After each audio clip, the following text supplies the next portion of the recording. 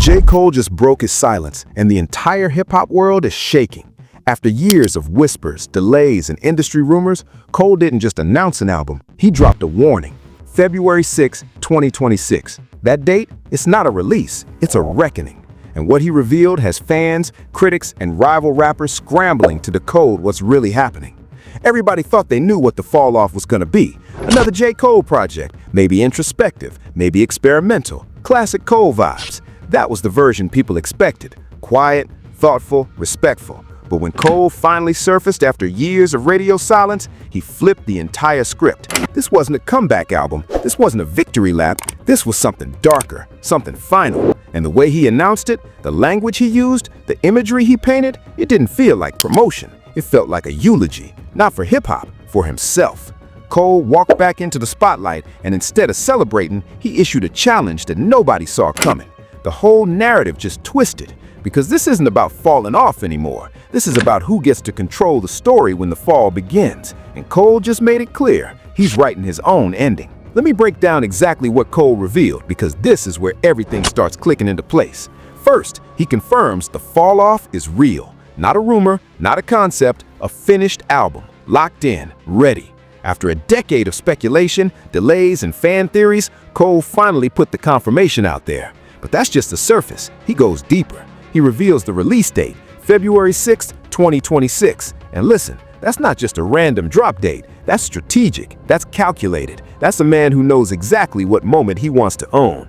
But it gets even crazier. Cole claims this album has been handcrafted for 10 years. Think about that. A decade of refinement. A decade of perfecting every bar, every beat, every concept. That's not normal album rollout behavior. That's legacy building. That's someone treating their work like a final statement. And then Cole says something that sent shockwaves through the industry. He calls this his best work ever. Not one of his best, not a strong project, the best. That's a bold claim for someone who's already dropped classics, for someone who's already cemented their place in hip-hop history. But Cole doesn't stop there. He says he owes this to hip-hop. That language, that's dangerous, that's final. That's the kind of phrasing you use when you're settling a debt, when you're closing a chapter, when you're making sure your legacy is untouchable before you step away. Now, fans online turned into full-blown investigators after this announcement dropped. They started dissecting every word, every phrase, every implication, and what they found has people panicking. The phrase finish line keeps appearing in Cole's messaging. Not starting line, not next chapter, finish line. That's retirement talk. That's farewell language. That's the kind of terminology that makes fans spiral into theory mode. And it's not just the words, it's the tone. Cole's delivery wasn't celebratory. It wasn't hyped. It was somber, reflective, almost resigned, like someone who's made peace with a difficult decision. Online detectives took this to a whole new level, analyzing every frame of his announcement content, every caption, every subtle visual cue. They're comparing his energy now to his energy during previous album rollouts, and folks online swear something's different, something shifted. This doesn't feel like a man preparing to dominate the game for another decade. This feels like a man preparing to leave on his own terms. And here's where the evidence gets wild. Cole drops a track alongside the announcement, and this isn't your typical hype single. This isn't a banger to get people excited. This is a psychological experience. The song is structured in reverse. It starts with his death, then moves backward through his life, fatherhood, marriage, childhood, non-existence. That's not music, that's a life review. That's the kind of artistic choice you make when you're reflecting on mortality, legacy, and what it all means. Fans are calling it one of the most haunting concepts in hip-hop history, and the execution, flawless. Every verse moves backward in time, every bar carefully constructed to mirror the reverse life structure. It's brilliant, it's dark, and it's making people ask uncomfortable questions. Why would Cole frame his announcement around death? Why would he choose to wrap his life in reverse? What message is he really sending?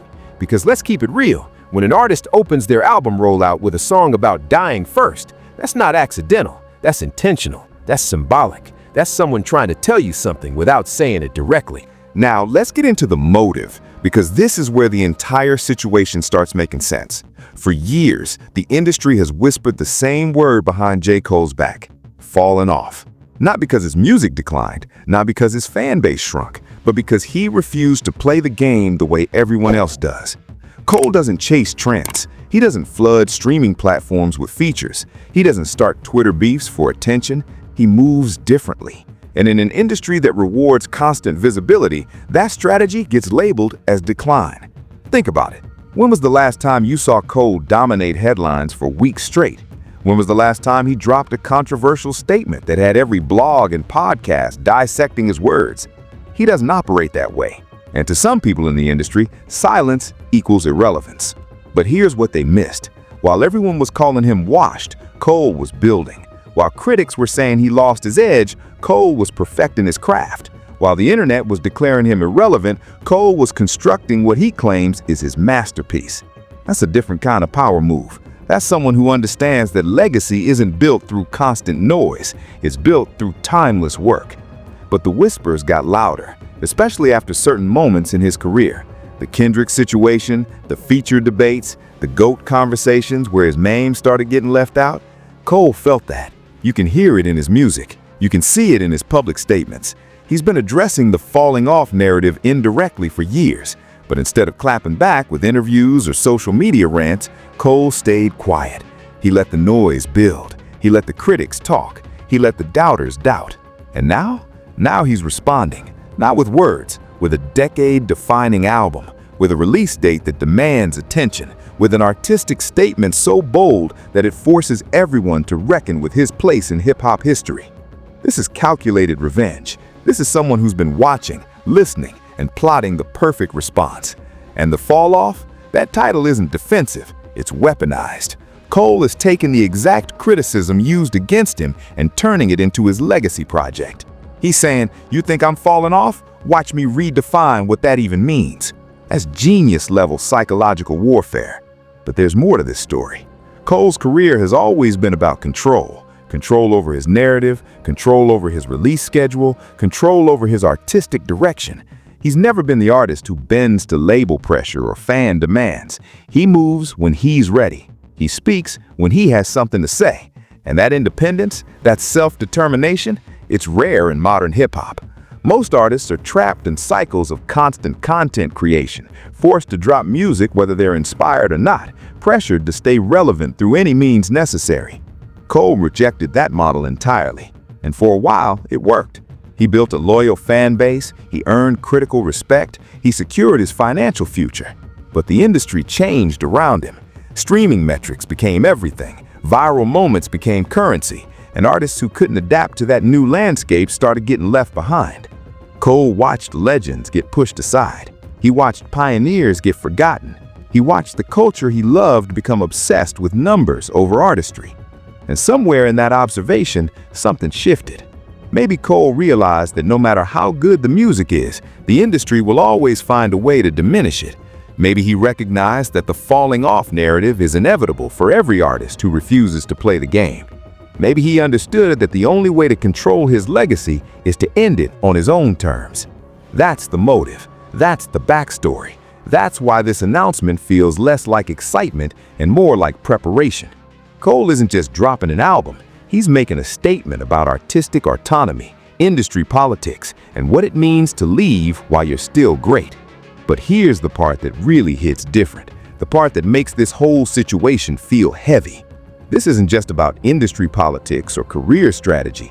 This is about a man confronting his own mortality through music. That reverse life track, that's not a gimmick. That's Cole processing something deep, something personal, something that goes beyond album sales and chart positions. When you listen to the lyrics, you hear a man wrestling with what he sacrificed for his career. The time away from family, the relationships strained by fame, the parts of himself that got lost in the pursuit of greatness. He raps about his kids, his wife, his mother, and the way he frames those relationships in the context of his death, that's painful, that's vulnerable. That's the kind of honesty that makes you uncomfortable because it forces you to think about your own life, your own choices, your own legacy. Fans are saying this is the most emotionally raw Cole has ever been, and they're not wrong. There's a weight to this music that wasn't there before, a heaviness, a sense of finality. You can hear it in his voice, the way he delivers certain lines, the pauses, the breath control. This isn't performance, this is confession. And what makes it even more intense is the timing. Cole is at a point in his career where he's achieved everything: commercial success, critical acclaim, respect from peers, financial security. He's won. By every measurable standard, he's succeeded. So why does he sound so exhausted? Why does the announcement of his best work ever feel more like a burden than a celebration? That's the emotional complexity that has fans spiraling, because this isn't the story we're used to. We're used to artists going out on top with victory laps and celebration. But Cole is treating this like a necessary ending, like something he has to do before he can move on. And that hits different. That makes you wonder what's really happening behind the scenes. What conversations has he had with himself? What moments of doubt has he experienced? What made him decide that 10 years of work needed to culminate in this specific moment? The emotional layer here is thick, and it's what separates this from a typical album rollout. This isn't marketing. This is catharsis. This is an artist using his platform to work through something profound, and we're just witnessing it in real time. Now let's dive deeper into the lyrics, because this is where Cole's message becomes crystal clear. And honestly, what he's saying is both brilliant and terrifying. Inside the Reverse Life track, Cole makes several statements that have the entire hip-hop community analyzing every word. First, he calls himself the best alive. Not one of the best, not top 5, the best. That's a declaration. That's Cole planting his flag and daring anyone to challenge it. And the timing of that claim is crucial. He's saying this at a moment when the GOAT debates are more intense than ever, when every podcast, every Twitter thread, every barbershop conversation is arguing about who truly deserves that title. Cole is inserting himself into that conversation with absolute confidence, but it's not arrogance, it's earned. It's backed by a decade of consistent excellence. It's supported by a body of work that speaks for itself. But here's where it gets spicy. Cole describes critics as chirping. That's deliberate word choice. Chirping, like birds, like background noise, like something annoying but ultimately insignificant. He's not engaging with criticism, he's dismissing it. He's saying, I hear you, but your opinions don't define my legacy. That's powerful. That's an artist who's reached a point where external validation no longer matters. But Cole doesn't stop there. He mentions blogs, yapping. Again, that language is intentional. Yapping, like dogs, like constant noise without substance. Cole is calling out the entire media ecosystem that profits from tearing artists down. The clickbait headlines, the manufactured controversies, the hot takes designed to generate engagement rather than provide insight. He's saying, I see what you're doing, and it doesn't affect me anymore. But the most revealing line? Cole frames success as survival, not achievement, not celebration, survival. That's dark. That's someone who's experienced the darker side of fame, the pressure, the expectations, the way the industry chews people up and spits them out. Cole is saying that making it to this point wasn't about talent alone. It was about enduring, about withstanding the constant attacks, the constant scrutiny, the constant demand for more. And then comes the most painful admission. Cole suggests his career was slowly killing parts of his personal life, not dramatically, not suddenly, slowly, like erosion, like something you don't notice until it's too late. He talks about missing moments with his kids, about the strain on his marriage, about the relationships that suffered because he was always on the road, always in the studio, always chasing the next level. That's the cost of greatness that nobody talks about. That's the sacrifice that gets glossed over in success stories, and Cole is laying it bare. He's saying, yes, I achieved everything I set out to achieve, but here's what it cost me. That's heavy. That's the kind of honesty that makes this more than music, that makes this a cultural moment. Now, fans online have been dissecting every frame of the music video that accompanied this track, and what they found is insane. The visual symbolism is layered. Cole appears in different stages of his life, moving backward through time. But here's what's wild. In each stage, he's alone. Even in moments that should be celebratory, he's isolated. That's not accidental. That's Cole commenting on the loneliness of success, the way achievement can separate you from the people who knew you before, the way fame creates distance even when you're surrounded by people. Online detectives started comparing this visual approach to legendary music videos from artists who were also grappling with legacy and mortality, and the parallels are striking. Cole is positioning himself in a lineage of artists who use their final projects to make profound statements about life, death, and what it all means. This isn't just entertainment, this is art. This is the kind of work that gets studied in music classes decades from now. And the fact that Cole is doing this now, at this specific moment in his career, makes it even more significant. He's not waiting until he's old and nostalgic. He's doing it while he's still in his prime, while he still has the skills and the platform to make it count. That's rare. That's special. That's the mark of an artist who understands timing and cultural impact. And this whole situation gets even crazier when you realize the timing of all this, because Cole didn't just randomly pick February 2026 for this release. That date has significance. It's right in the middle of award season, right when the industry is celebrating the previous year's achievements, right when everyone is looking forward to what's next. Cole is positioning the falloff to dominate that conversation, to force the industry to reckon with his work, whether they want to or not. But there's more. Fans instantly started comparing Cole's artistic approach to other legendary artists who made similar moves, artists who announced final projects, artists who used reverse chronology in their storytelling, artists who treated album rollouts like cultural events rather than just music releases. And the comparisons are wild. People are mentioning artists who completely changed the game with their final statements, artists who redefined what it meant to exit the industry on your own terms. Cole is putting himself in that lineage. He's saying, "I belong in that conversation." Meanwhile, others fixated on the phrase "finish line" that keeps appearing in Cole's messaging. And listen, that phrase has people divided. Some fans think it's literal retirement talk. They think Cole is preparing to step away from music entirely, to focus on family, on business ventures, on life beyond hip-hop. And honestly, that interpretation makes sense. Cole has always been private. He's always valued his personal life over public attention.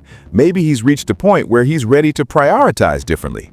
But other fans think finish line is metaphorical. They think Cole is talking about finishing the race to GOAT status, completing his artistic vision, reaching the end of a specific chapter rather than his entire career. They point to his business moves, his label work, his continued involvement in hip-hop culture as evidence that he's not going anywhere. The debate has been intense. Reaction channels spiraled into full-blown retirement theories, creating hour-long videos analyzing every possible interpretation.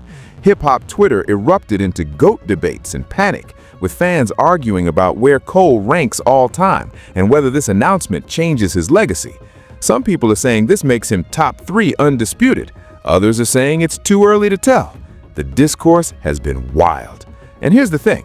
Cole knows this would happen. He's smart enough to understand that ambiguity creates conversation, that mystery drives engagement, that by leaving certain things unsaid, he forces people to fill in the blanks themselves. That's strategic genius. That's someone who understands modern media and how to manipulate it without being manipulative. Coincidence or calculated chaos? Because everything about this rollout feels intentional. From the timing to the imagery to the language choices, nothing feels random. Nothing feels rushed. This is a man who's been planning this moment for years, and now we're all watching it unfold in real time. And this story has way bigger implications than just one artist's career decisions. What we're seeing here is a fundamental challenge to how the industry operates. Because if Cole is telling the truth, if the falloff truly represents his best work after a decade of refinement, then he's proving something crucial. He's proving that the industry's obsession with constant content is flawed, that the pressure to drop music every year, to stay visible through any means necessary, doesn't actually produce better art. It produces more art, but not better art. Cole is demonstrating that taking time, being selective, prioritizing quality over quantity, that approach still works, and that's threatening to an industry built on the opposite model.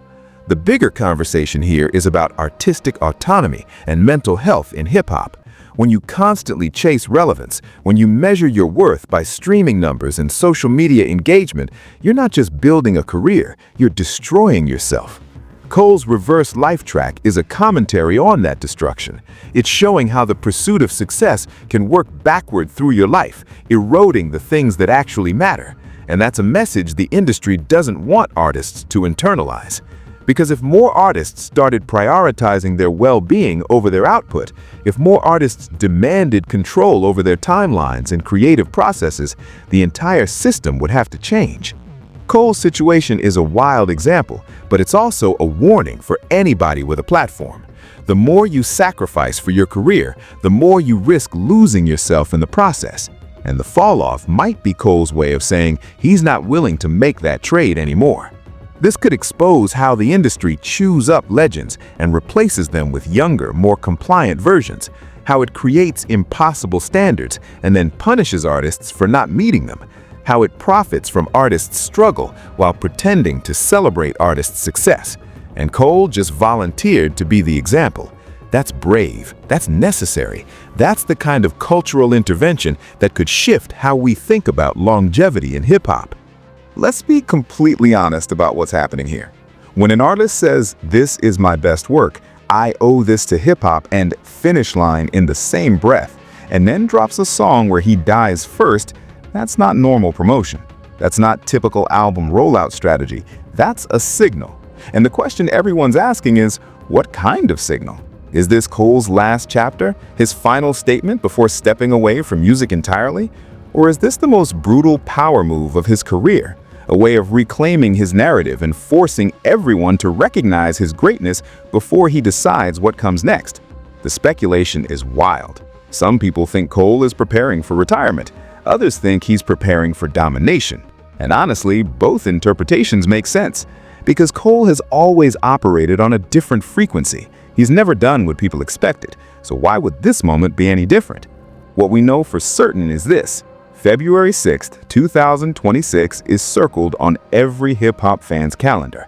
That date represents something massive. Whether it's an ending or a beginning, we won't know until it arrives. But the anticipation, the tension, the cultural conversation, that's already historic. One thing is absolutely clear. J.Cole didn't drop an album announcement. He dropped a challenge. And now the entire industry has until February 6th, 2026 to respond. So, drop your thoughts in the comments. Do you think this is retirement or domination? Is the fall-off really the beginning of the end, or is this the moment Cole takes everything? Hit that subscribe button and turn on notifications, because this story is far from over. I'll see you in the next one.